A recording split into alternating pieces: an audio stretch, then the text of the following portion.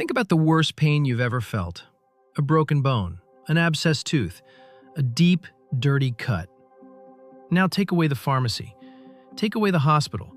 Take away the very idea of a painkiller. For almost the entire story of our species, that was just normal life. So how did they stand it? What did ancient humans actually do about pain? The answer is stranger and smarter than they just suffered. For most of history, pain wasn't an event. It was the weather. It was always there, in the background. Teeth wore down to the nerve, and there was no dentist. A hunt could end in a shattered leg. No cast, no morphine, just the bone and time. A small cut could turn septic and kill you slowly, over weeks of fever. Childbirth came with no relief at all, and it was one of the most dangerous things a person could go through. And it wasn't only the big pain. It was the toothache that never stopped, the joint that ached every winter, the back that gave out after a lifetime of carrying weight. They felt all of it, with their whole body, with nothing to switch it off. And still, they didn't just lie down and take it. From the very beginning, humans did the most human thing there is.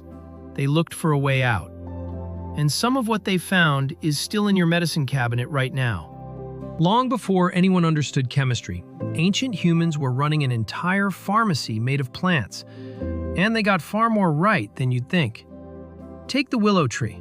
Thousands of years ago, people in Sumer and Egypt were chewing its bark to dull pain and bring down fever. They had no idea why it worked. We do now.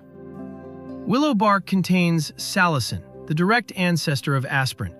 They were taking aspirin thousands of years before we invented it. Then there was the poppy. The Sumerians called it the joy plant.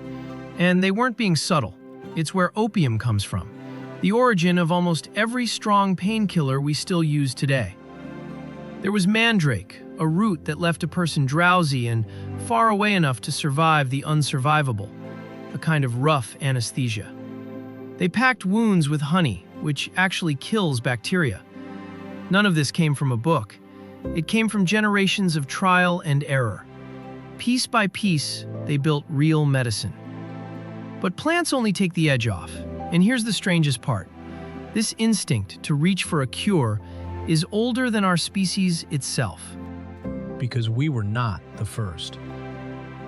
In a cave in northern Spain, scientists examined the teeth of Neanderthals who lived around 48,000 years ago. Hardened in the plaque on those teeth were tiny clues about what they put in their mouths when they were sick. One of them was suffering from a painful abscess in his jaw and a stomach bug on top of it.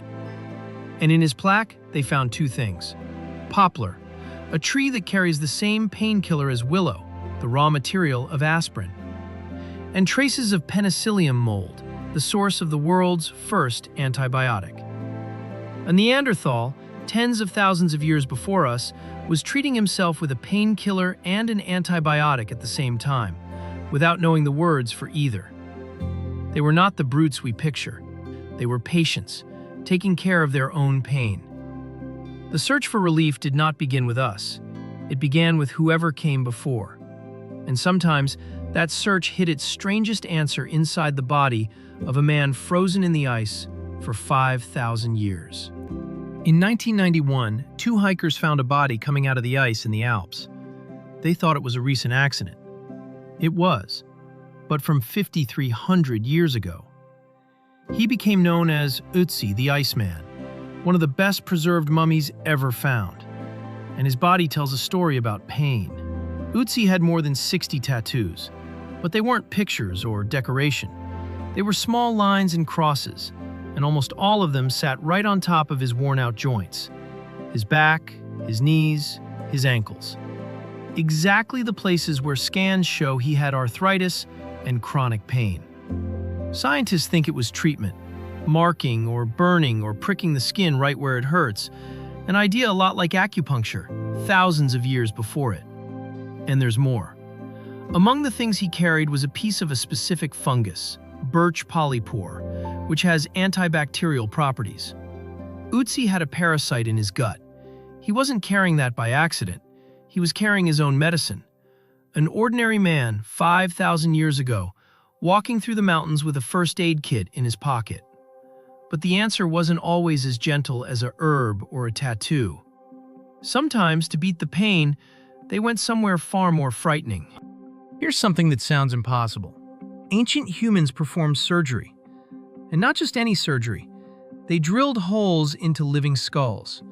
It's called trepanation, and we've found thousands of these skulls all over the world. They did it to relieve pressure, to treat head wounds, or because they believed it let out the spirit causing the pain. The unbelievable part? Many of them healed. You can see the bone growing back, which means the person lived, sometimes for years, after someone opened their skull with a sharpened stone and no anesthesia. And it didn't stop at the head. In a region that's now Pakistan, archaeologists found teeth drilled with precision, using stone tools, from almost 9,000 years ago. Dentistry. 9,000 years ago. Someone sat another person down, looked at a rotten tooth, and decided to drill. They set broken bones with wooden splints. They burned wounds shut with fire to stop the bleeding. Every one of these was agony. They did them anyway, because the alternative was worse. They'd learned the hardest lesson in all of medicine. Sometimes you have to cause pain to end it. And still, maybe the most powerful painkiller they had wasn't a plant, or a blade, or a drill. It was each other. When someone was hurting, ancient humans didn't leave them alone with it. They gathered, they chanted. A healer would perform a ritual. And this is the part we used to laugh at, until the science caught up. Belief changes pain. When you truly expect relief, your brain floods itself with its own natural opioids, and the pain genuinely fades. It's called the placebo effect, and it is real and measurable. It's not imagination, it's actual chemistry happening in the body. So the song, the ritual, the hand on the shoulder, that wasn't nothing. It was medicine of a different kind, working on the one organ that decides how much anything hurts, the brain. In a time with no real medicine, knowing someone was beside you could be the difference between the pain breaking you or not. The tribe was the first painkiller. Belonging was the prescription. So here's the truth. Ancient humans were not helpless victims of a painful world. They were relentless, clever, and stubborn about it. They read the plants, they marked their own bodies, they braved the knife, they used the mind, and they used each other. And we didn't replace what they found, we refined it. The aspirin in your drawer is a willow tree. Your strongest medicines began as a flower. The idea of treating the spot that hurts, of operating, of caring for the ones who suffer, all of it is their inheritance. Every time you reach for something to stop the hurt, you are finishing a search that started around a fire, tens of thousands of years ago, with someone who simply refused to just suffer. If that made you look at your medicine cabinet a little differently, there's one more question worth asking. Next time, what did ancient humans do with the people they lost? And why some of what they did still gives archaeologists chills. Subscribe to Ever Wonder and keep wondering.